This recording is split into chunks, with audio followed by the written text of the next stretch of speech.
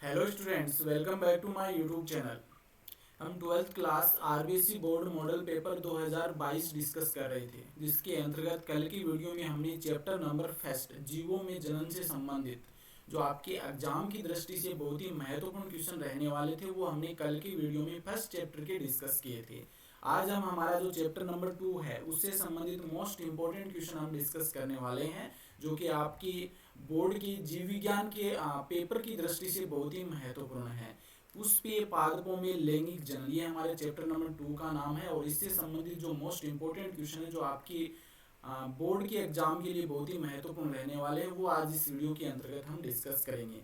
और साथ में हम मॉडल पेपर भी लेकर के आ रहे हैं। अगर आप इस चैनल पर नए हैं तो इस चैनल को सब्सक्राइब कर लीजिए, जिससे कि आपको चैप्टर वाइज जो इम्पोर्टेंट क्वेश्चन है वो और साथ में मॉडल पेपर भी मिलने वाले हैं, इसलिए आप इस चैनल पर लगातार जुड़े रहिए।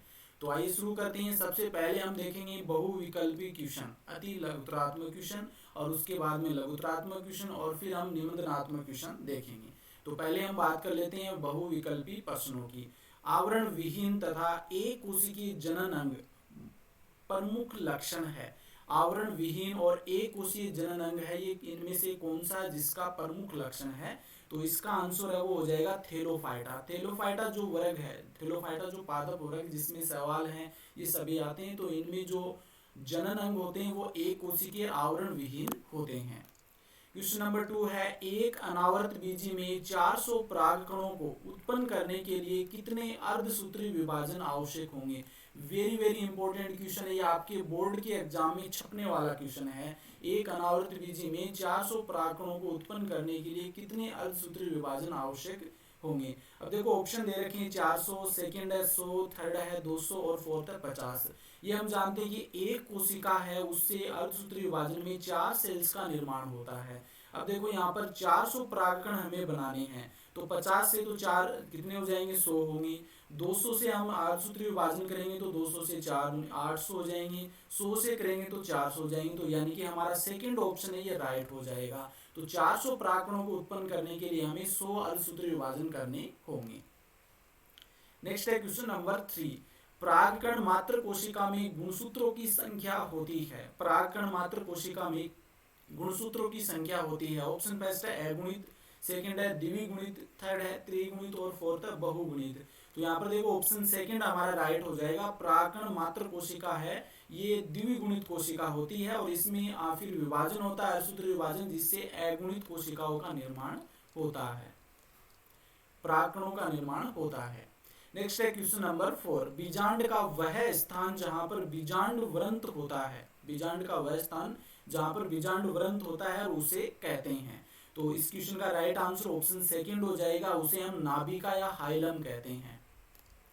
नेक्स्ट है क्वेश्चन नंबर 5, पराग नलिका का अध्यावरण द्वारा बीजांड में प्रवेश क्या कहलाता है? पराग नलिका जब अध्यावरण से होकर बीजांड में प्रवेश करती है तब इसे हम क्या कहते हैं? ऑप्शन फर्स्ट है निभागी युग्मन, सेकंड है अंडद्वारी प्रवेश, थर्ड है इनमें से दोनों, और फोर्थ है इनमें से कोई नहीं। देखो इनमें से ये कोई नहीं आपका राइट आंसर हो जाएगा, उसे हम अध्यावरणी प्रवेश कहते हैं जब प्रागनलिका अध्यावरण से प्रवेश करती है। नेक्स्ट है क्वेश्चन नंबर 6, द्विनिषेचन क्रिया होती है। द्विनिषेचन की क्रिया किसमें पाई जाती है? डबल फर्टिलाइजेशन की क्रिया किसमें पाई जाती है? ऑप्शन फर्स्ट है सवालों में, सेकंड ब्रायोफाइटा में, थर्ड अनावर्त बीजी पादपों में, और फोर्थ है आवर्त बीजी पादपों में। तो यही हमारा राइट आंसर हो जाएगा। जो ऑप्शन फोर्थ है डी नंबर का, ये हमारा राइट आंसर हो जाएगा। आवर्त बीजी पौधों में द्विनिषेचन की क्रिया पाई जाती है। नेक्स्ट है क्वेश्चन नंबर 7, द्विनिषेचन का तात्पर्य क्या है? द्विनिषेचन डबल फर्टिलाइजेशन, तो इसका आंसर हो जाएगा ऑप्शन सेकंड, एक नर युग्मक का अंड कोशिका से दूसरे का द्वितीय केंद्रक से संयोजन क्या कहलाता है? द्विनिषेचन कहलाता। तो सेकंड ऑप्शन हमारे यहाँ पर राइट हो जाएगा। नेक्स्ट है क्वेश्चन नंबर 8, भारतीय भ्रूण विज्ञान इंडियन एम्ब्रियोलॉजी के जनक कौन है? तो इस क्वेश्चन का राइट आंसर ऑप्शन डी हो जाएगा। पी माहेश्वरी को हम भारतीय भ्रूण विज्ञान का जनक कहते हैं। नेक्स्ट है क्वेश्चन नंबर 9, नारियल का रेशे उत्पन्न करने वाला भाग कौन सा? नारियल के रेशे है वो उत्पन्न करने वाला भाग इनमें से कौन सा है? तो इस क्वेश्चन का राइट आंसर ऑप्शन थर्ड हो जाएगा। जो मध्य फलवृत्ति होती है ये नारियल के रेशे प्राप्त होते हैं मध्य फलवृत्ति से। नेक्स्ट है क्वेश्चन नंबर 10, बहुभ्रूणता के खोजकर्ता कौन है? पॉली एम्ब्रियोनी की खोजकर्ता कौन है? तो इस क्वेश्चन का राइट आंसर ऑप्शन फर्स्ट ही हो जाएगा, एंटोनियो ल्यूवेनहॉक ने ही बहुभ्रूणता की खोज की थी। तो ये हमारे बहुविकल्पी क्वेश्चन है, टोटल 10 हो गए। इसके बाद में हम बात करते हैं अति लघुतरात्मक क्वेश्चन, क्योंकि आपके बहुविकल्पी क्वेश्चन भी आएंगे, अति लघुतरात्मक भी आएंगे और लघुतरात्मक क्वेश्चन भी आएंगे और साथ में निम्नतरात्मक क्वेश्चन भी आएंगे। तो हमने जो बहुविकल्पी क्वेश्चन है वो डिस्कस कर लिए हैं। तो इसके बाद में देखो ये क्वेश्चन है, ये आपको आपकी जो बुक है उसमें सभी क्वेश्चन मिल जाएंगे। तो यहाँ पर एक बार समझ लीजिए, युक्त पुंकेसरी दशा किसे कहते हैं? तो पहला क्वेश्चन कौन सा है? युक्त पुंकेसरी दशा किसे कहते हैं। 12th नंबर का क्वेश्चन है, चतुर्दी पुंकेसर किसे कहा जाता है। 13, गेहूं या जौ के 100 दाने बनाने के लिए कितने अर्धसूत्री विभाजन की आवश्यकता होगी? गेहूं या जौ के 100 दाने बनाने के लिए कितने अर्धसूत्री विभाजन की आवश्यकता होगी? तो यहाँ पर हम जानते हैं 1 से 4 कोशिकाएं बनती है अर्धसूत्री विभाजन में, तो 100 बनाने के लिए हमें 50 अर्धसूत्री विभाजन करने होंगे। नेक्स्ट है क्वेश्चन नंबर 14, परिपक्व प्राकोष की अनुप्रस्थ काट का चित्र बनाइए। इंपॉर्टेंट क्वेश्चन है, याद कर लिए अच्छे से आप, ये क्वेश्चन छपने वाला है। परिपक्व प्राकोष की अनुप्रस्थ काट का चित्र बनाइए। 15 का है, ऊर्ध्ववर्ती व अधोवर्ती अंडाशयों की लंब काट का चित्र बनाइए। देखो इसके इनके बारे में भी आपको थोड़ा बहुत ध्यान में रखना है। अधोवर्ती अंडाशय किसे कहते हैं, ऊर्ध्ववर्ती अंडाशय किसे कहते हैं, ये ध्यान में रखना और उनका चित्र भी आपको अच्छे से तैयार रखना है। पोलीगोनम प्रकार के भ्रूण कोष में कितने केंद्र उपस्थित होते हैं? वेरी वेरी इंपॉर्टेंट क्वेश्चन है, ये पीछे कई बार एग्जाम में पूछा जा चुका है। पोलीगोनम प्रकार के भ्रूण कोष में कितने केंद्र उपस्थित होते हैं? भ्रूण कोष केंद्र का निर्माण कैसे होता है? भ्रूण कोष केंद्र का निर्माण कैसे होता है? इसमें उपस्थित गुणसूत्रों की संख्या कितनी होती है? ये भी इंपॉर्टेंट क्वेश्चन है। भ्रूण कोष का विकास आवर्तबीजी पौधों में किस प्रक्रिया के फलस्वरूप होता है? भ्रूण कोष का विकास है आवर्तबीजी पौधों में किस प्रक्रिया के फलस्वरूप होता है? पोलीगोनम का नामांकित चित्र बनाइए। पोलीगोनम नहीं, पोलिनियम है, सॉरी पोलिनियम। पोलिनियम का नामांकित चित्र बनाइए, ये थोड़ा सा ध्यान में रखना है। निम्न में अंतर स्पष्ट करना है, उभयलिंगाश्रयी तथा एकलिंगाश्रयी, भ्रूणपोषी बीज और अभ्रूणपोषी बीज, ये भी इंपॉर्टेंट क्वेश्चन है। तो टोटल 10 क्वेश्चन हमारे अति लघुतरात्मक हो गए, जिसके बहुत ही छोटे आपको आंसर देने हैं। इसके बाद में आते हैं लघुतरात्मक क्वेश्चन। आवर्त बीजों में नर युग्मकोद्भिद का संक्षिप्त विवरण दीजिए। ये भी क्वेश्चन आया हुआ है, बहुत ही महत्वपूर्ण है। आवर्त बीजों में नर युग्मकोद्भिद का संक्षिप्त विवरण दीजिए। या फिर इस प्रकार से पूछा जा सकता है, ये अथवा के रूप में, एक आवर्तबीजी पौधे के परागण के अंकुरण की विभिन्न अवस्थाओं का वर्णन कीजिए। इस प्रकार से भी पूछा जा सकता है।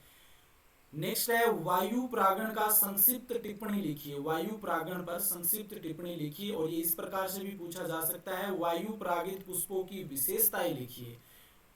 इसके बाद में नेक्स्ट है, आवर्तबीजी पौधों में द्विवीय निषेचन की क्रिया का सचित्र वर्णन कीजिए। वेरी वेरी इंपॉर्टेंट क्वेश्चन है, ये बिल्कुल ही छपेगा आपके पेपर में। आवर्तबीजी पौधों में द्विवीय निषेचन की क्रिया का सचित्र वर्णन कीजिए। या इस प्रकार से भी क्वेश्चन आ सकता है कि दोहरा निषेचन को परिभाषित कीजिए, डबल फर्टिलाइजेशन को परिभाषित कीजिए। नेक्स्ट है, द्विवीय निषेचन के पश्चात आवर्तबीजी पौधों के बीजांड में क्या परिवर्तन होते हैं? ये भी इंपॉर्टेंट क्वेश्चन है। द्विवीय निषेचन होने के बाद में आवर्तबीजी पौधों के बीजांड में क्या परिवर्तन होते हैं?